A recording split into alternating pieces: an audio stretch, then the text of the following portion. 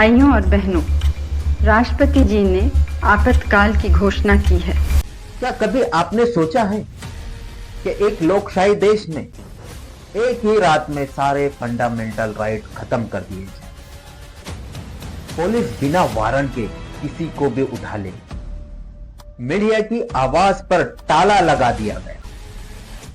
25 जून 1975, वो काली रात जिसने भारत के इतिहास को पूरी तरह बदल दिया।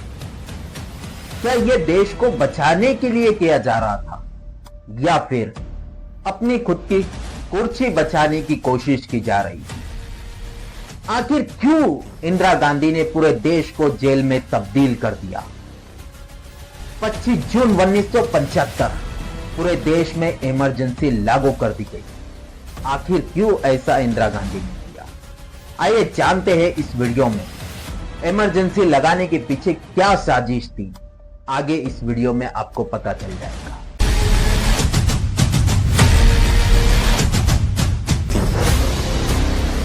यह कहानी शुरू होती है 12 जून 1975 को।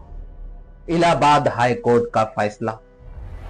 इस फैसले ने इंदिरा गांधी की पीएम की कुर्सी को हिला दिया। इलाहाबाद हाई कोर्ट ने फैसला सुनाया कि इंदिरा गांधी ने इलेक्शन में फ्रॉड किया है। इंदिरा गांधी की एमपी की सीट को रद्द कर दिया। वो 6 साल तक इलेक्शन नहीं लड़ सकती है। इलाहाबाद हाई कोर्ट ने इंदिरा गांधी के इलेक्शन को इलीगल डिक्लेयर कर दिया। राजनारायण ने इंदिरा गांधी पर इलेक्शन में फ्रॉड का आरोप लगाया। कोर्ट ने उन्हें गिल्टी पाया और उनका इलेक्शन कैंसिल कर दिया। यानी अब वो पीएम नहीं रह सकती।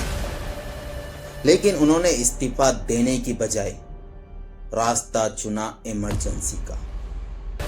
इंदिरा गांधी ने फखरुद्दीन अली अहमद को प्रपोजल दिया कि आर्टिकल 352 के तहत वो देश में इमरजेंसी लगा दे। ना कैबिनेट और पार्लियामेंट की उसको अप्रूवल थी। फिर भी प्रेसिडेंट फखरुद्दीन अली अहमद ने उसे मान्यता दे दी और देश में इमरजेंसी लगा दी। 26 जून 1975 की सुबह जब देश जागा तो पता चला कि देश में इमरजेंसी लगा दी गई। 1971 के बांग्लादेश वार के बाद इंडिया की इकोनॉमी खराब थी। ऑयल प्राइस बढ़ गई थी, मानसून फेल हो गया था और महंगाई इन्फ्लेशन 25% से 30% तक पहुंच गई थी। रेलवे की सबसे बड़ी स्ट्राइक हुई जिसने पूरे देश को ठप कर दिया। लोगों का गुस्सा सड़कों पर था और इंदिरा गांधी को लगा कि वो कंट्रोल खो रही है। गुजरात और बिहार में स्टूडेंट ने कांग्रेस सरकार के खिलाफ मोर्चा खोल दिया था। गुजरात में आंदोलन इतना तेज था कि वहां की असेंबली भंग करनी पड़ी और कांग्रेस हार गई। इंदिरा गांधी को लगा कि ये आग पूरे देश में फैल जाएगी। क्या देश में जो इमरजेंसी लगी सिर्फ इस वजह से कि इलाहाबाद हाई कोर्ट ने जो फैसला सुनाया था उसकी वजह से? नहीं, ये इमरजेंसी लगाने के पीछे देश में हो रहे प्रोटेस्ट की वजह से, यानी आंदोलनों की वजह से। पूरे देश में इतने ज्यादा आंदोलन हो रहे थे कि इंदिरा गांधी को लगा कि अब हालात जो है उनके कंट्रोल के बाहर हो चुके हैं और कभी भी उनकी कुर्सी जो है जा सकती है, यानी अब वो पीएम नहीं रह सकती है। 1974 से 1975 तक जयप्रकाश नारायण यानी जेपी संपूर्ण क्रांति का नारा दिया था। देश में महंगाई और करप्शन के खिलाफ गुस्सा था। जेपी ने तो यहां तक कह दिया था आर्मी को और पुलिस को सरकार के गलत ऑर्डर नहीं मानने चाहिए। इसी इंटरनल पॉइंट को बहाना बनाकर इमरजेंसी इंपोज की गई। अब बात करते हैं उस फैक्ट की जो हमें बताते हैं कि पावर का कितना ज्यादा एब्यूज हुआ है। रातों रात सारे के सारे अपोजिशन लीडर को जेलों में डाल दिया गया, बिना वारंट के अरेस्ट कर लिया गया। ये कैसे हो सकता है?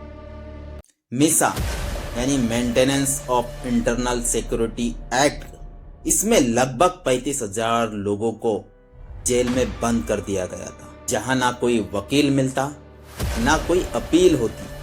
Opposition leader Atal Bihari Vajpayee, LK Advani, Desai, JP Narayan जैसे बड़े चेहरों को पहली ही रात यानी 25-26 जून की दरमियानी रात में उठा लिया गया था। ये तो शुरुआत थी। संजय गांधी का रोल 1976 से 1977 के बीच लगभग 6.2 मिलियन यानी 62 लाख मर्दों की जबरदस्ती से नसबंदी करवाई गई। गवर्नमेंट की ऑफिशियल रिपोर्ट के मुताबिक 2000 से ज्यादा लोगों की मौत हुई। द इंडियन एक्सप्रेस और द स्टेटमेंट ने आंदोलन में अपना एडिटोरियल पेज खाली ब्लैंक छोड़ दिया था। 7 विदेशी पत्रकारों को यानी जर्नलिस्ट को देश से निकाल दिया गया था और लगभग 250 से ज्यादा इंडियन जर्नलिस्ट को जेल में डाल दिया गया था। इंदिरा गांधी ने 3 सीनियर जज को साइड लाइन करके AN राय को चीफ जस्टिस बनाया था, क्योंकि उन्होंने उनके फेवर में फैसला दिया था। संविधान को इतना ज्यादा बदल दिया गया कि अब उसे पहचानना भी मुश्किल हो रहा था।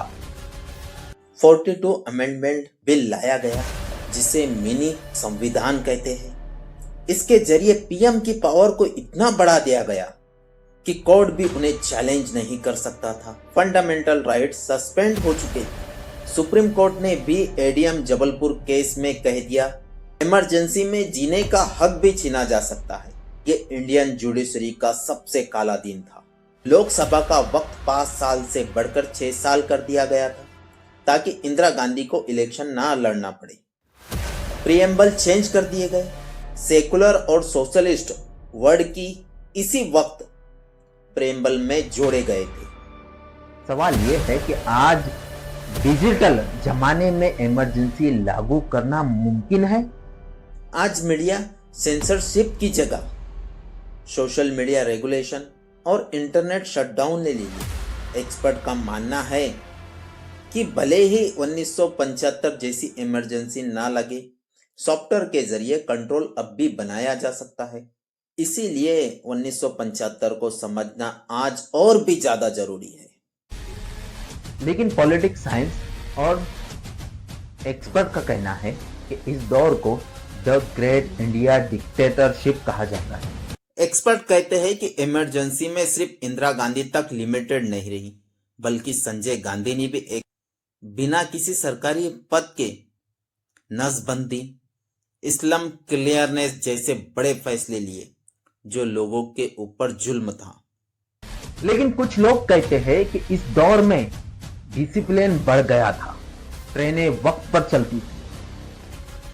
लेकिन क्या डिसिप्लिन के लिए आजादी की कुर्बानी दी जा सकती है?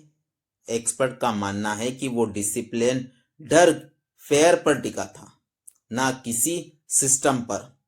जब लोग बोलने से डरने लगते हैं, उसे डिसिप्लिन नहीं, खामोशी कहते हैं।